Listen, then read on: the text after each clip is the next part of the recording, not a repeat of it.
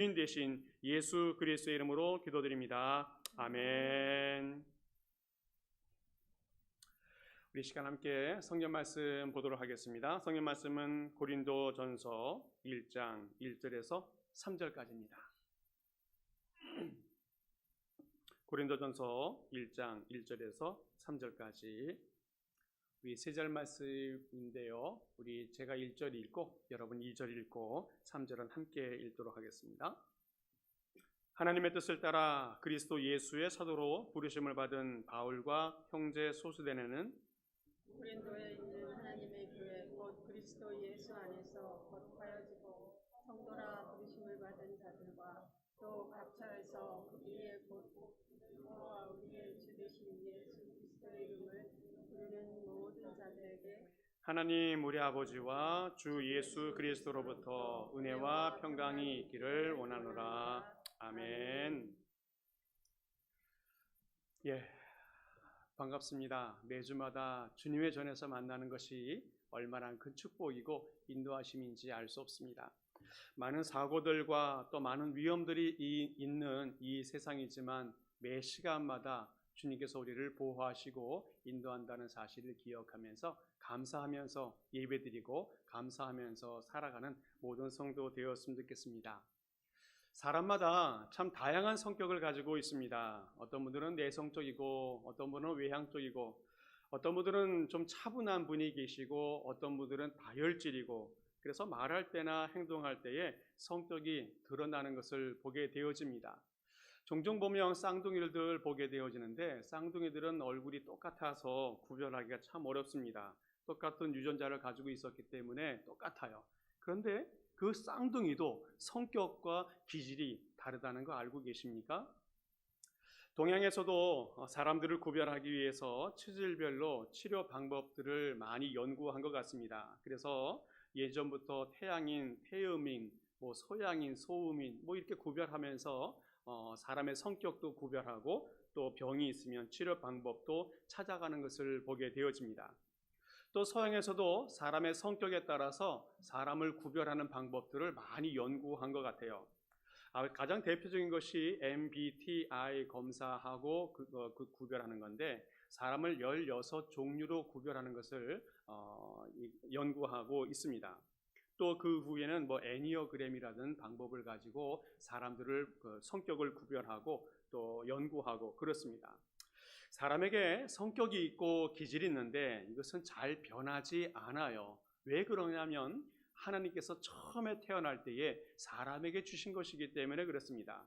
그래서 우리는 그것을 변하기보다는 그 기질과 그 성격을 잘 개발하고 훈련하는 것이 필요하다는 겁니다. 그래야 나뿐만 아니라 우리의 자녀들도 또 주변에 있는 부모님들이나 다른 사람들을 대할 때 많은 도움을 받게 되어진다는 겁니다. 그런데 사람뿐만 아니라 동물들도 성격과 개성이 있다는 거 아십니까? 요즘 집에 있는 시간들이 많이 있다 보니까 이제 강아지라든지 고양이라든지 아주 독특한 애완동물들을 키우는 가정들이 많이 늘어나게 되는데 그런데 가정에서도 종마다 강아지도 종마다 성격이 다르다는 거예요. 어떤 강아지는 귀엽고 예쁜데 어떤 강아지는 싸납고 무서워요. 또 활기찬 것도 있고 또 얌전한 동물들도 있고 그렇습니다. 크기나 이런 것들에 관계없이 그 성격이 드러나는 것을 보게 되어져요. 그런데 요즘 찾아보니까 아까도 말씀드렸던 것처럼 사람을 16가지 성격으로 구별하는 MBTI 검사를 하게 되어지는데 이 강아지도 MBTI 검사를 한다는 것을 보게 되어졌어요. 너무너무 깜짝 놀랐습니다. 여러분 허스키라고 하는 강아지가 있는데 좀 크고 좀 무섭게 생겼어요. 그런데 그 강아지 허스키는 MBTI 검사를 해보니까 ISTJ라고 합니다. 저랑 같아요. 그래서 그 별명을 순댕이 허스키라고 이름을 붙여놓았습니다. 싸납게 생겼지만 그 기질이 순둥이라고 해요. 불독 여러분 잘 많이 보셨죠? 그 불독의 성격은 ESTJ라고 합니다. 아마 고집불통이어가지고 말을 잘 안 듣고 지 성격대로 살아가는 주름 많은 그런 강아지를 이야기해요. 며칠 전에 마트를 좀 갔었는데 아마 어떤 주인이 강아지를 데리고 왔어요. 그래서 강아지를 데리고 나가는데 몰 안은 시원하잖아요. 그래서 즐겁게 쇼핑을 다 한 후에 나가려고 하는데 이 강아지가 안 따라와요. 밖에 나가니까 너무 더우니까 안 나가려고 몸을 딱 버티고 그 입구에서 안 나가려고 하는 강아지 있다고요. 아마 불독이 아닌가 싶었는데, 여러분 또 치와와 아십니까? 치와와? 아마 강아지, 조그만 강아지인데 귀엽고 아주 예쁘고 그렇습니다. 이 강아지는 ISFP라고 하는 그런 성격을 가지고 있어요. 호기심이 많은 치와와이라고 합니다. 성격이 좀 세긴 해요. 근데 귀엽다는 것으로 모든 것이 용서가 되어지는 그런 강아지가 있습니다. 사람에게도 강아지에게도 성격이 있고 또 기질이 있는데 모두가 다 다르다는 겁니다. 그런데 중요한 것은 하나님이 주셨다는 거예요. 뿐만 아니라 기관들도 저마다 성격이 다 있습니다. 학교에는 교육하는 장소, 병원은 사람을 치료하는 곳, 또 음식점은 사람이 식사하는 곳, 그 이름에 따라서 그 성격과 그 모든 그 성격이 규정이 되어지는데, 교회에도 하나님이 성격을 주었습니다. 하나님이 이 교회에 어떤 성격을 부여해 주셨는지 잘 알아야 되는데, 교회만이 가지고 있는 성격과 특성이 있는데 그것을 속성이라고 해요. 속성. 그래서 오늘 제목을 교회의 속성이다라고 붙여보았습니다. 하나님께서 교회를 세우시고 이제까지 어떤 형태로 발전하고 또 보존해 오셨는지 알아야 우리가 앞으로도 신앙생활을 잘 해갈 수 있다는 겁니다. 교회가 무엇인가를 알아야 되는데 이것이 왜 중요한가 하면 사람마다 교회를 생각하는 그 생각의 가치들이 다 다르다는 거예요. 어떤 사람들은 교회와 다른 기관들을 혼돈하고 또 비교하고 잘 구별하지 못하는 경우들도 있습니다. 어떤 사람들은 자기 아이들을 교회에 보내면서 잘 가르치기를 원해요.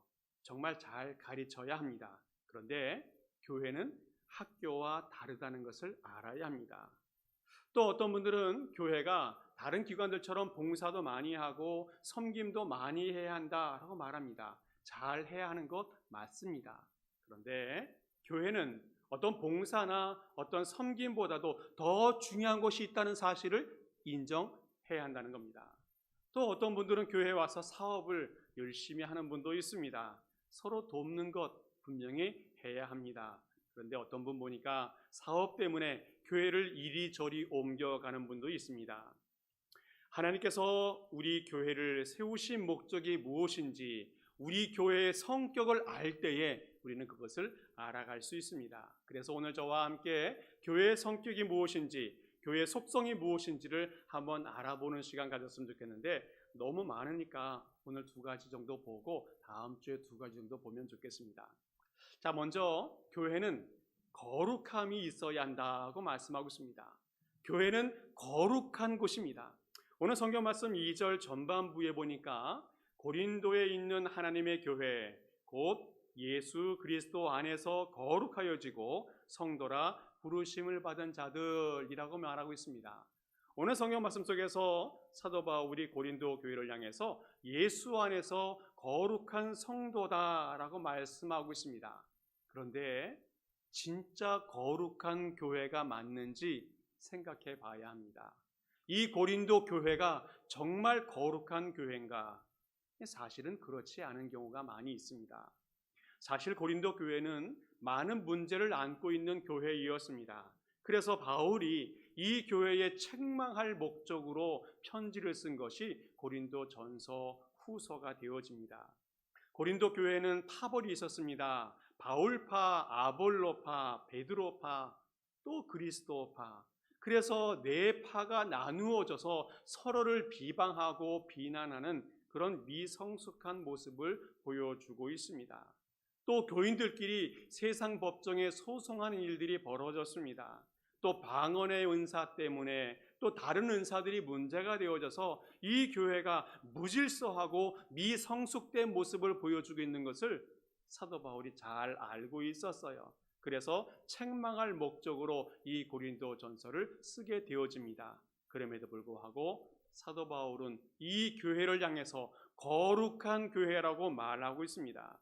이 이야기가 형식적으로 또 인사치레하기 위해서 그렇게 말한 것이 결코 아니라는 겁니다. 바울은 정말로 그 마음 중심에 이 고린도 교회를 향해서 거룩한 교회라고 인정하고 있고 믿고 있었다는 겁니다.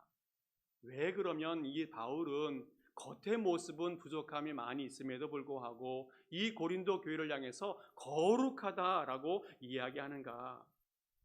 오늘 성경에서 거룩하다 또 성도다라고 말할 때에는 그런 의미가 담겨 있습니다.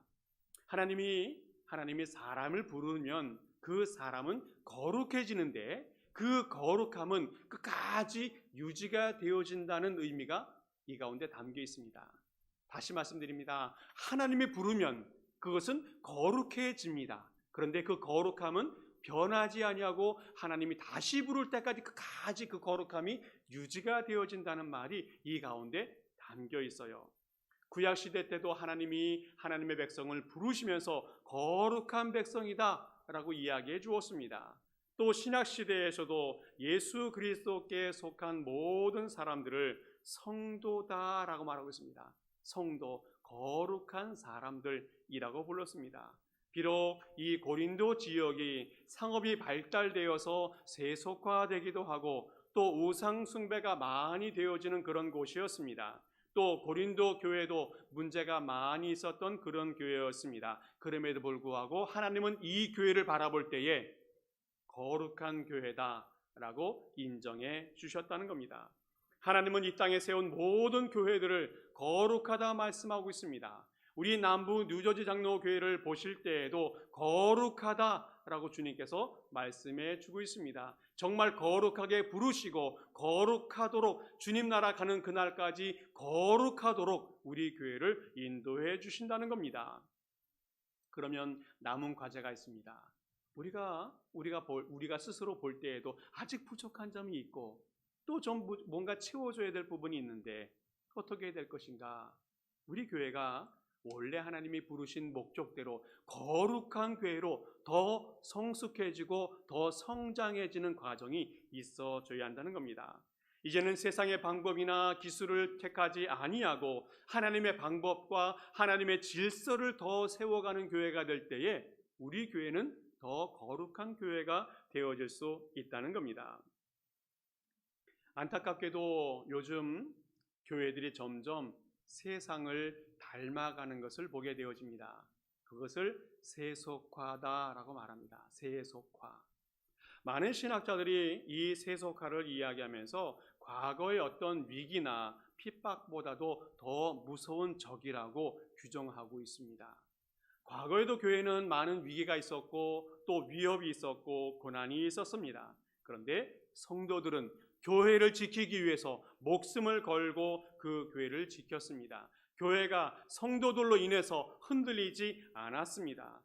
구약 시대 때 또 그 이후에 로마 시대를 지나가고 중세와 현대를 지나가면서 교회가 많은 핍박이 있었음에도 불구하고 성도들은 교회를 지키기 위해서 목숨을 바쳤고 또 교회를 든든하게 세워갔습니다. 그런데 요즘 세속화라고 하는 그 이름으로 우리에게 들어오는 그 세상의 문화들은 정말로 두렵습니다. 막아내기가 어렵습니다. 정말 이 세속화 때문에 교회가 점점 어려워져 가고 있습니다.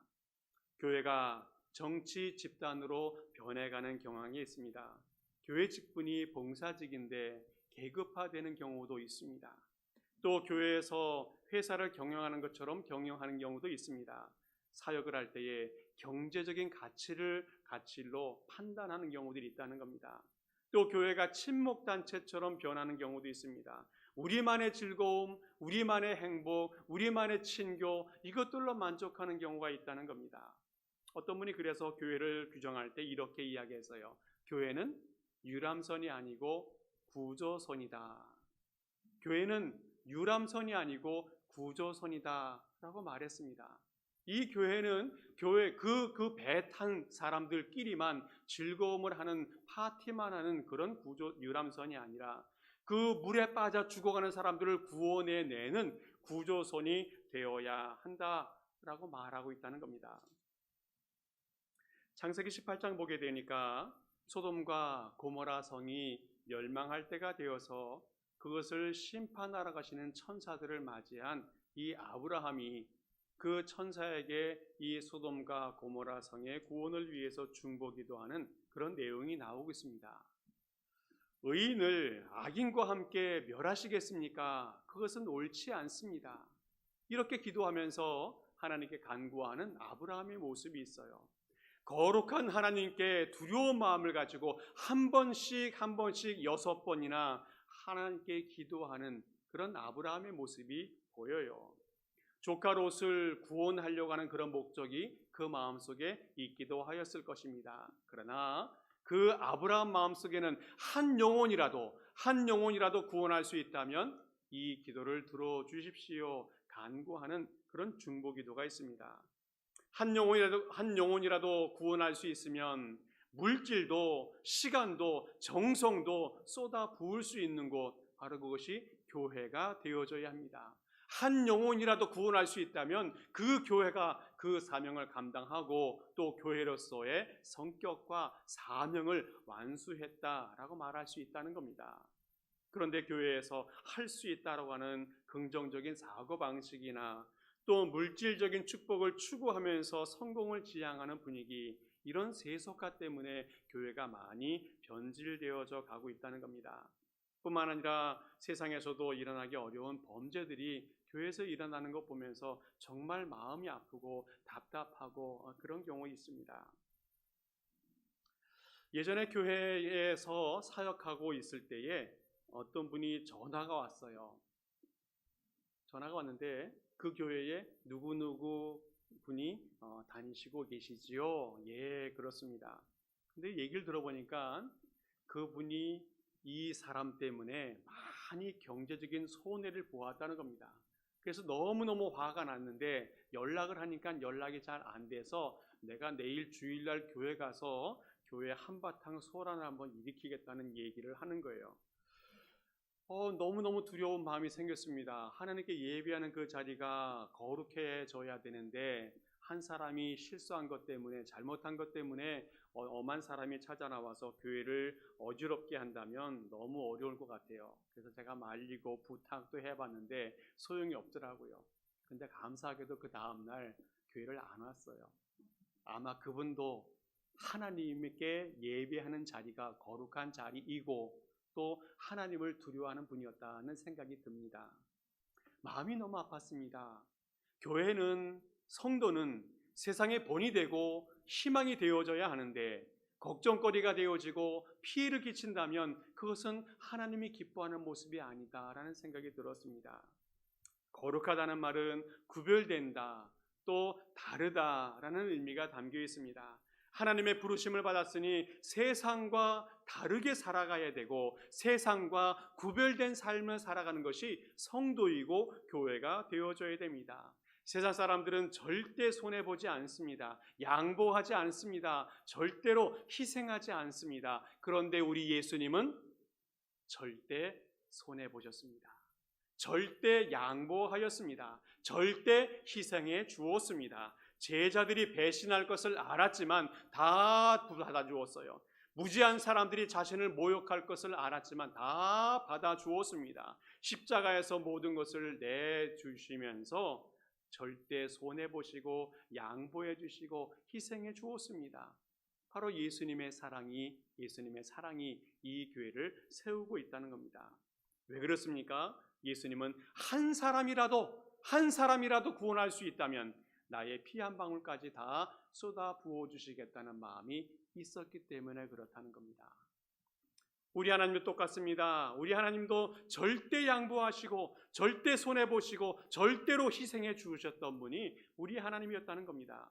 조금 전에 말씀드렸던 아브라함의 기도, 그 기도, 소돔과 고모라를 위해서 6번씩이나 기도할 때에 하나님이 다 받아주었습니다. 다 양보해 주었습니다. 쉬운 것은 아니었을 것입니다. 그러나 하나님은 그 아브라함이 기도할 때마다 알았다, 내가 들어주겠다. 알았다, 내가 들어주겠다. 6번이나 반복하면서 양보해 주시고 허락해 주셨습니다. 왜 그렇습니까? 하나님도 한 한 영혼이라도 그 심판 가운데서 구원받을 수 있다면 그것을 원하셨기 때문에 그렇다는 겁니다. 하나님 마음도 한 영혼이라도 구원받기를 원하시는 마음이 그 심중에 있었다는 거예요. 하나님 마음도 심판보다는 구원이 하나님의 마음이었다는 겁니다. 예레미야 29장 말씀에 하나님의 마음을 잘 표현해 준 말씀이 있어요. 여호와의 말씀이니라 너희를 향한 나의 생각을 내가 아나니 평안이요 재앙이 아니니라. 평안이요 재앙이 아니니라. 너희에게 미래와 희망을 주는 것이다. 하나님의 마음은 하나님의 백성들에게 재앙을 주는 것이 아니라 평안을 주기를 원하시고 백성들에게 미래와 희망을 주기를 원하신다 말씀해 주고 있습니다. 하나님은 우리와 우리 교회가 하나님 앞에 거룩한 교회가 되어져서 한 영혼이라도 구원하는 데 쓰임받는 그런 사역을 감당하기를 원하십니다. 하나님의 마음과 예수님의 그 희생의 마음을 품고 거룩한 교회로 나아가는 교회가 될 수 있기를 축복합니다. 우리 모든 성도 한 사람 한 사람이 정말 하나님의 마음을 품고 예수님의 성품을 품고 한 영혼이라도 이 자리에서 구원받는 영혼이 생길 수 있도록 거룩한 삶 살아가는 모든 성도 될 수 있기를 간절히 축복합니다. 또한 주님께서 말씀하시는 것은 교회는 보편성이 있어야 된다 말씀하고 있습니다. 이 보편성이라고 하는 말은 좀 어려운 말인데 모든 시대와 모든 환경에 통용된다라고 말씀하는 겁니다.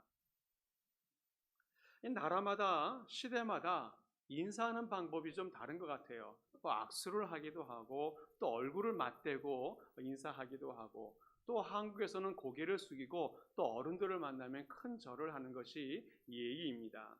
그런데 요즘은 코로나 시대다 보니까 이 악수하는 것도 겁이 나요. 그래서 악수를 해야 되는 건지 아니면 주먹을 내밀어야 될지 참 분간이 안 됩니다. 좀 이따가도 예배 끝나고 나서 인사할 건데 악수를 할 건지 주먹을 내밀 건지 판단이 잘 안 서요. 근데 저의 기준은 하나 있습니다. 상대방이 악수하면 저는 분명히 악수해주고 상대방이 부담스러워서 주먹을 내밀면 저도 주먹을 내밀어 드릴 겁니다. 문제는 서로에게 편한 것이 있으면 될 것 같아요. 또 호칭도 마찬가지고 음식도 마찬가지고 나라마다 너무너무 다양하게 있습니다. 그런데 이런 차이가 있고 또 다름이 있습니다. 그런데 그 차이가 차별로 나타나면 안 된다는 겁니다. 이 시대에는 차별이 많습니다. 피부색이 다르기 때문에 흑인들을 노예로 잡아다가 팔아먹기도 하고 또 문명이 다르기 때문에 후진 문명들에게 선진 문화들이 찾아가서 식민지를 만들고 또 원주민을 괴롭히기도 하고 또 남자와 여자가 다르다는 이유 때문에 차별을 얼마나 많이 했습니까? 그래서 한국에서도 선교 초기에는 남자와 여자가 다르게 앉아서 예배드리기도 하고 또 양반과 상인들이 또 다르게 앉아서 예배드리기도 하고 또 서로의 의견이 달라서 얼마나 미워하고 분쟁이 있었는지 알 수가 없습니다. 그런데 교회가 들어가면 잘못된 문화와 가치관들을 다 바로잡아 놓는 것을 보게 되어집니다. 신분이 다 철폐가 되어지고 남녀 차별이 다 무너져 버리고 미신 종교들이 다 물리쳐내는 역사를 만들어 놓았습니다. 복음에 맞지 않는 문화, 복음에 맞지 않는 가치관 이것들을 다 밀어내고 새롭게 세워가는 것을 보게 되어집니다. 예수님께서도 어린아이들이 예수님 주변에 찾아 나와서 소란을 떨기도 하고 또 깔깔대면서 웃기도 하고 그럴 때 예수님의 제자들이 이 아이들을 밀어냈었습니다. 그런데 예수님께서 말씀하십니다. 어린아이들이 내게 오는 것을 막지 말라. 천국은 이 어린아이 같은 자들의 것이다 말씀하고 있습니다. 단순히 예수님은 어린아이들만 이야기하는 것이 아니라 차별받는 사람들, 어려워하는 사람들, 불쌍한 사람들, 이 사람들이 예수님에게 다가오는 것을 막지 마라. 그 사람들이 예수님을 통해서 소망을 갖게 되어지고 병이 치료가 되어지고 또 절망했던 사람들이 다시 일어나고 예수님은 이 땅의 소망이라는 사실을 알려주고 있다는 겁니다. 기독교 복음은 보편적이어서 어느 누구에게나 어떤 시대에나 선포가 되어지면 그 시대를 변화시키고 그 시대를 새롭게 하는 것이 교회가 되어져야 한다는 겁니다. 오늘 성경 말씀 2절 후반절에 보게 되어지면 이런 말씀이 있어요. 각처에서 우리 주 곧 그들과 우리 주 대신 예수 그리스도의 이름을 부르는 모든 자들에게 하나님의 은혜와 평강이 있길 원한다 말씀합니다. 예수님의 이름을 부르는 모든 사람들, 시대를 초월하고 장소를 초월하고 나라를 초월하고 예수님의 이름을 부르는 모든 사람에게는 하나님의 은혜와 평강이 있다 말씀하고 있습니다. 은혜라는 것은 참 좋은 것입니다. 하나님이 주시는 것입니다. 너무너무 값비싼 것이기 때문에 값을 지불할 수 없을 만큼 값진 것을 우리에게 주시겠다는 겁니다. 또 대가도 없습니다. 주시고 나서 다시 돌려받지도 않는 선물이 은혜입니다. 또 평강은 무엇입니까? 히브리 말로 샬롬이라는 말과 동일한 말인데 이것은 분쟁이나 싸움이 없는 어떤 소극적인 평화가 아니라 이 땅에 완벽하게 세워진 질서, 또 완벽한 평화, 이런 것들을 이야기합니다. 영적으로 모든 것이 충족되는 것, 그것을 평화다라고 말하고 있습니다.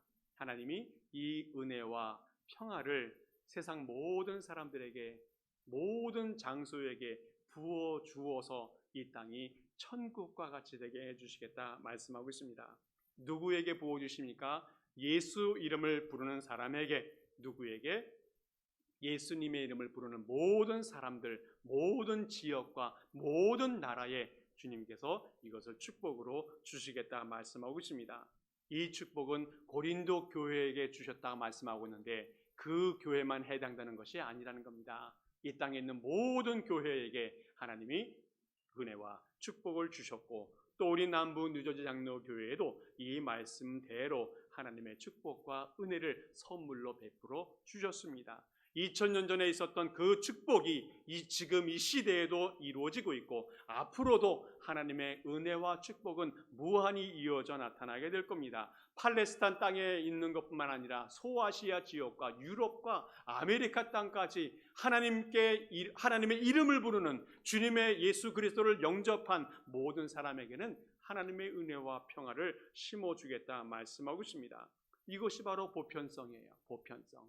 하나님의 은혜와 평화는 어느 시대를 또 어느 공간을 초월해서 하나님의 이름을 부르기만 하면 다 선물로 주시겠다 약속해 주셨습니다. 사도행전 15장 가게 되면 예루살렘 종교 회의를 하는 모습을 보게 되어집니다. 역사상 가장 중요한 회의가 이 예루살렘 종교 회의가 되어지겠습니다. 사도 바울이 소아시아와 또 그 주변에 있는 유럽 땅들을 돌아다니면서 복음을 전거하고 또 이방 사람들을 전도하고 이런 것들이 너무너무 성행하게 되어졌어요.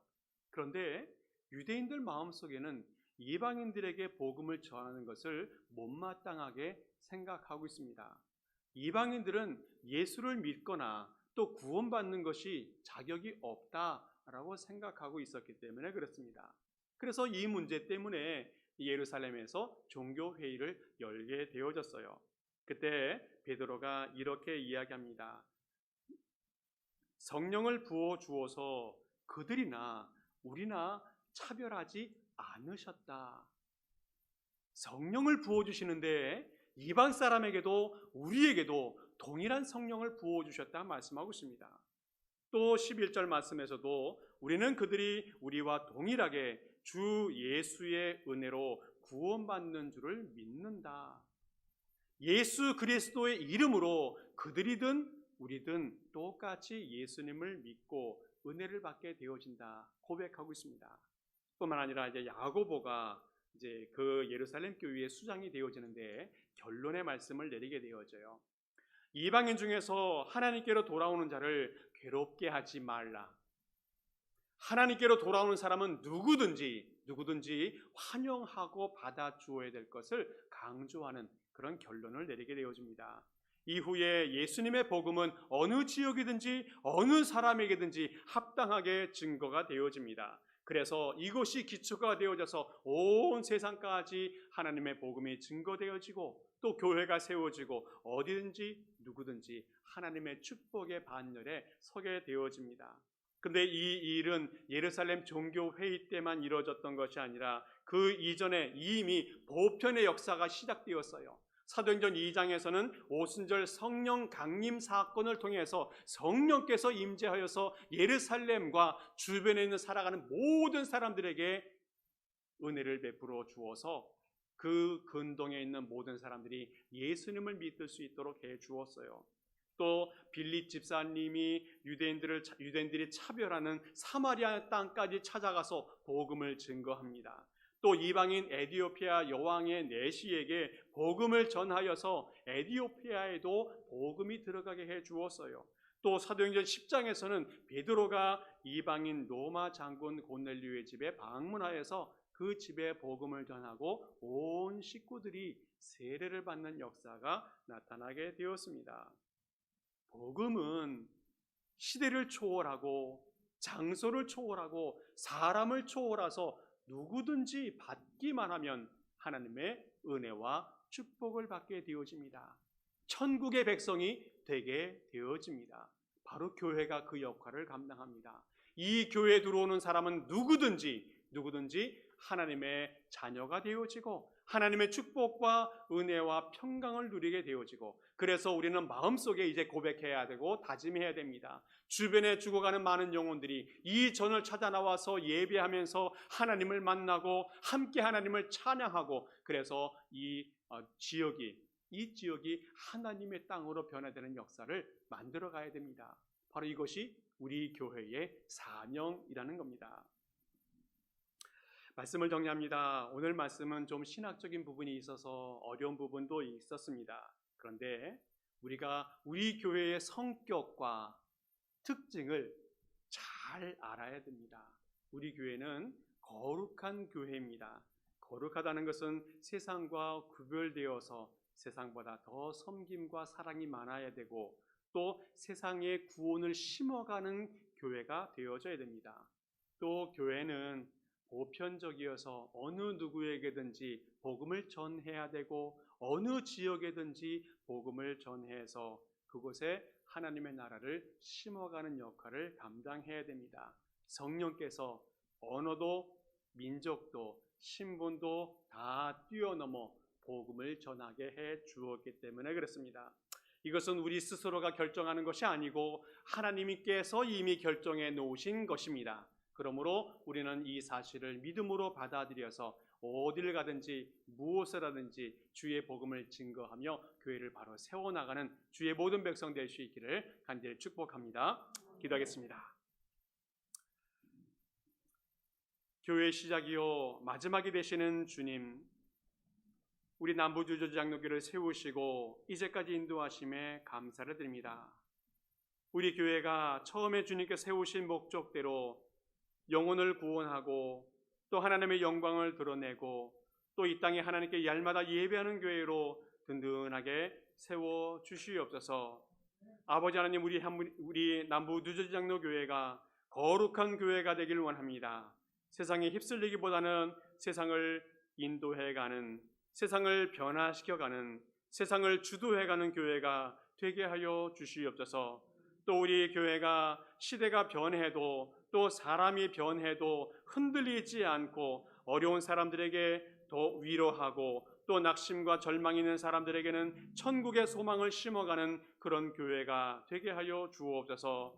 또 우리 자녀들에게도 이 교회가 하나님을 만나는 장소가 되게 하시고 하나님의 뜻을 깨닫고 동일한 비전과 꿈을 가지고 살아가는 장소가 되게 하여 주시옵소서. 이 교회가 주님이 세우신 목적과 그 뜻을 깨달아 앞으로도 더 귀하게 쓰임받는 그런 교회 되게 하여 주옵소서. 감사를 드리며 예수 그리스도의 이름으로 기도하옵나이다. 아멘.